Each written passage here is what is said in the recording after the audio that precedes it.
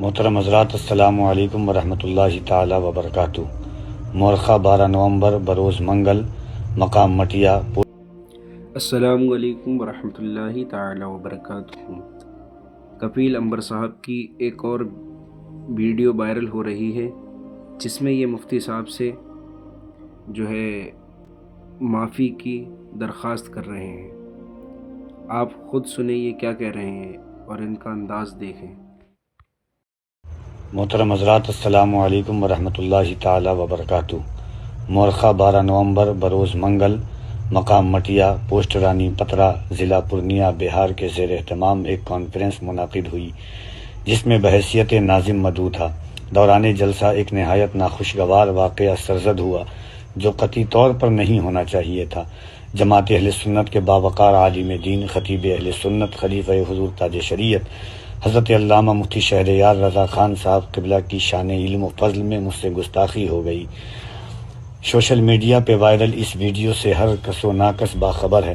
واقعی حالات کے تناظر میں میری قوت فیصلہ کی کمی کی بنیاد پر یہ گستاخی ہو گئی، جس کا احساس مجھ کو بار بار احساس ندامت دلا رہا ہے، اور میں اپنی اس حرکت پہ صدق دل سے نادم ہو کر علامہ موصوف سے طالب عفو ہوں۔ مجھے یقین ہے کہ وہ معاف فرما کر اپنی محبت کا سایہ مجھ پر دراز فرمائیں گے۔ ان اللہ عفو و یحب العفو۔ تمامی خیر خواہوں سے بھی معذرت اور عفو کی امید ہے۔ اللہ خالق ہو کر بندے کی خطا کو معاف فرماتا ہے۔ ایک بندہ آج اپنی خطا پر بندے سے معافی کا طلبگار ہے۔ مجھے امید ہے کہ آپ تمامی خیر خواہ مجھے معاف فرمائیں گے۔ اللہ ہم سبوں کو مسلک اہل سنت یعنی مسلک اعلیٰ حضرت پر قائم و دائم رکھے، آمین۔ آپ کا چھوٹا بھائی کفیل عنبر اشرفی۔ تو آپ نے سنا کفیل عنبر صاحب کو، انہوں نے جو ہے ایک ویڈیو وائرل کی ہے جس میں مفتی صاحب سے معافی مانگی ہے۔ اب آپ یہ بتائیں مفتی صاحب کو انہیں معاف کرنا چاہیے یا نہیں؟ اور پہلی بات تو میں ایک بتا دوں آپ کو کہ جو ہے کفیل عنبر صاحب معافی مانگ رہے ہیں، لیکن ان کی معافی مانگنے کا انداز دیکھیں آپ کہ یہ ویڈیو پر معافی مانگ رہے ہیں، اور جن سے انہوں نے بحث کی ہے مفتی صاحب، مفتی شہریار صاحب سے، تو ان کے پاس ویڈیو نہیں بھیج رہے ہیں، بلکہ بہتر تو یہ ہے کہ انہیں کال کریں اور یا ان سے ملاقات کریں، ان کے گھر جائیں، ان کے مدرسے جائیں اور حضرت سے وہاں جا کر کے معافی مانگیں۔ یہ آپ سوشل میڈیا پر صرف اور صرف اس لیے کر رہے ہیں، میں بتاؤں آپ کو، یہ صرف اس لیے ہے سوشل میڈیا پر تاکہ ان کے جو پروگرام چلتے ہیں وہ رکے رہیں۔ ہاں، یہی وجہ ہے اور کوئی اصل وجہ نہیں، ورنہ تو آپ دیکھیں ویڈیو بنا کر کے انہوں نے سوشل میڈیا پر تو وائرل کی ہے، لیکن وہی یہ مفتی شہریار صاحب کو کال کر کے یا ان کے گھر جا کر کے بھی تو معافی مانگ سکتے تھے۔ تو ابھی تک انہوں نے ایسا کچھ نہیں کیا، جبکہ لوگ ان کے پاس کوئی کال کر رہا ہے تو یہ کال میں جو ہے اپنی جو ہے وہاں بچاؤ کر رہے ہیں، اور مفتی صاحب کو ہی بتا رہے ہیں۔ کہہ رہے ہیں کہ ایک کال میں نے ان کی سنی تھی، کسی صاحب نے ان سے پوچھا تو کہہ رہے ہیں کہ اگر سمجھانا تھا مفتی صاحب کو تو اسٹیج پر کیوں، جہاں کھانا کھا رہے تھے وہاں سمجھا دیتے۔ ارے بھائی، ان سے کہو، انہیں سمجھاؤ کہ بھائی جہاں پر تم پبلک کے سامنے یہ کر رہے ہو وہیں تو اصلاح کی جائے گی، اور کمرے میں بیٹھ کر کے تو تب سمجھایا جاتا جب آپ عوام کے سامنے یا جو ہے اسٹیج کے اوپر ایسا نہیں کرتے ہوتے۔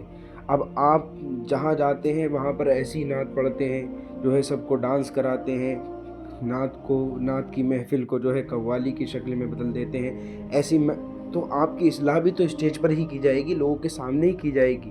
تو اصلاح کے لیے مفتی صاحب نے جو وہاں کیا بہت اچھا کیا، اور ہماری قوم کو یہ معلوم چلے کہ نعت پڑھنے کا طریقہ یہ نہیں ہے جو آج کے شاعروں نے اور شعراء حضرات نے جو ہے بنا رکھا ہے، اور جو بھی آتا ہے جاہل سے جاہل وہ نعت پڑھنا سیکھ جاتا ہے، اور نعت پڑھنے کے بعد اپنے نا امام صاحب کو اور جو وہاں عالم دین بڑے بیٹھے انہیں نظروں میں نہیں لاتا ہے۔ کیونکہ ہمارے لوگ اسے اتنا اٹھا دیتے ہیں، آپ نے دیکھا ہوگا جلسوں کے حالات خود دیکھے ہوں گے کہ وہاں پر علماء کے لیے 10-20 روپے نہیں نکلتے ہیں اور شاعروں کے لیے 10-20 ہزار تک مل جاتے ہیں۔ خود تو اتنے مہنگے میں طے ہو کر کے آتے ہیں، پھر اس کے بعد بھی ان کو جو ہے اسٹیج پر جب وہ نعت پڑھتے تب بھی انہیں بہت نوازا جاتا ہے، پیسوں سے نواز دیا جاتا ہے۔ تو جس طریقے سے لوگ شعراء کو نوازتے ہیں، ویسے ہی چاہیے کہ جو وہاں پر خطیب آیا ہے، مفتی صاحب آئے ہیں، عالم دین آئے ہیں، ان کو بھی نوازا جائے، لیکن نہیں، اس تو سب شعراء پر ہی خرچ کیے جاتے ہیں۔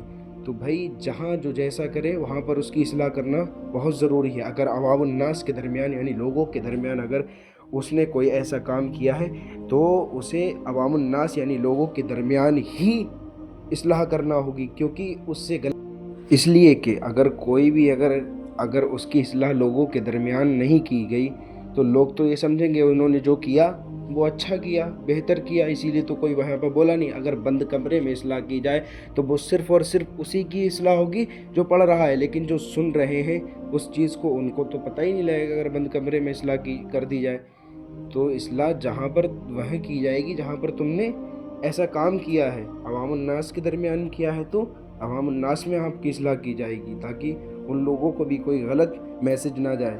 اور آپ جانتے ہیں کہ جو ہے علماء اہل سنت پر ویسے ہی کچھ فرقے والے انگلیاں اٹھاتے ہیں۔ کیوں اٹھاتے ہیں؟ وہ اسی بنا پر کہ دیکھو ان کے جلسے ایسے ہوتے ہیں، ان کے شعراء حضرات ایسے ہوتے ہیں، نعت پڑھنے والے ان کے خطیب ایسے ہوتے ہیں کہ وہاں پر بڑے سے بڑے عالم بیٹھے ہوئے ہیں لیکن اصلاح نہیں کر رہے ہیں۔ تو اگر کل کو اگر وہ کوئی بھی فرقے کا اہل سنت والجماعت کے علماء پر انگلی اٹھائے گا کہ یہ صحیح ہے، بالکل غلط ہے، ہرگز نہیں اٹھانے دیں گے۔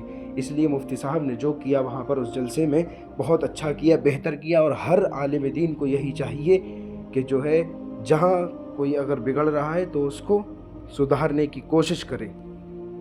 اب اسد اقبال صاحب کا ایک شعر ان شعراء اور ان جو ہے جلسے کے جتنے بھی نقیب ہیں یعنی کہ جو نظامت کرتے ہیں ان کے لیے یہ اسد اقبال صاحب کا شعر سنیں، پورا سنیں، انشاءاللہ العزیز بہت مزہ آئے گا۔ اور بالکل حق بات انہوں نے اس شعر میں کہی ہے کہ محشر کے دن کیا ہوگا، سنیں آپ۔